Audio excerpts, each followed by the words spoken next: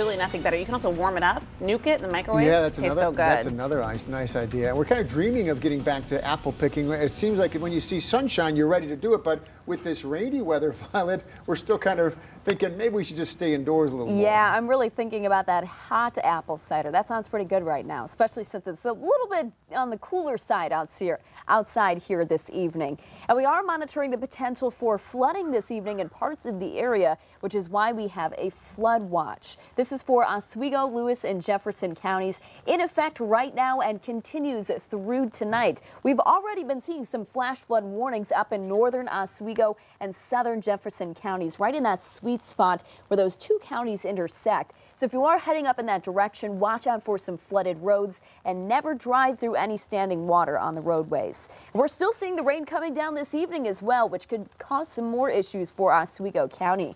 As we take a live look from our triple Doppler radar, sponsored by Falso Service Experts, notice this steady rain across Oswego County that has been there pretty much all day long. There's even some moderate pockets of rain at times, which may lead to some flash flooding there in Oswego County.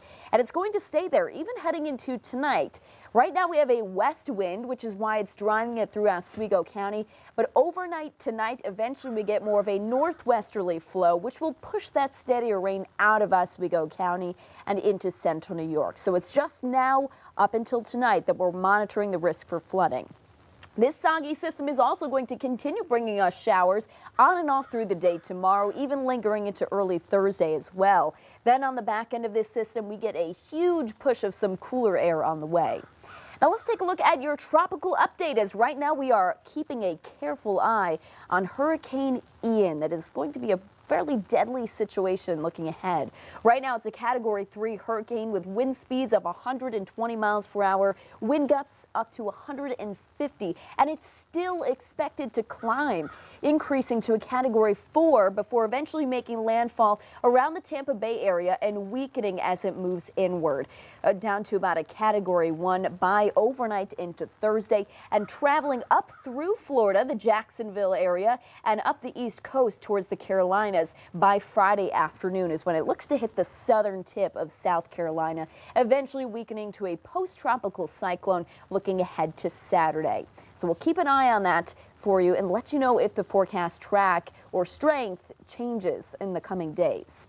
Now let's time out your forecast hour by hour for central New York. Right now we're seeing scattered lake effect rain showers. Definitely want one of these when you're heading out this evening, as it is pretty soggy and gray out here. We're also monitoring some steady rain that's over Oswego County, and it will stay there for this evening, even heading into tonight. It's not until after midnight, probably around 2 a.m., that we get more of a northwest wind that will push that steady rain to the south and in central New York. And we'll just see those light spotty showers on and off through the day on Wednesday, not monitoring the potential for flooding on Wednesday.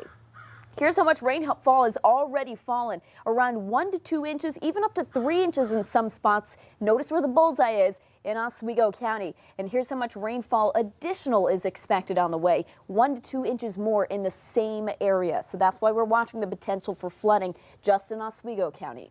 A check of your 7-day forecast. Temperatures in the 50s with scattered showers tomorrow, drying out on Thursday, still cool in the 50s, then eventually warming back up into the 60s with sunshine returning for the weekend and pleasant weather for that Syracuse home football game, even staying in the 60s looking ahead to next week.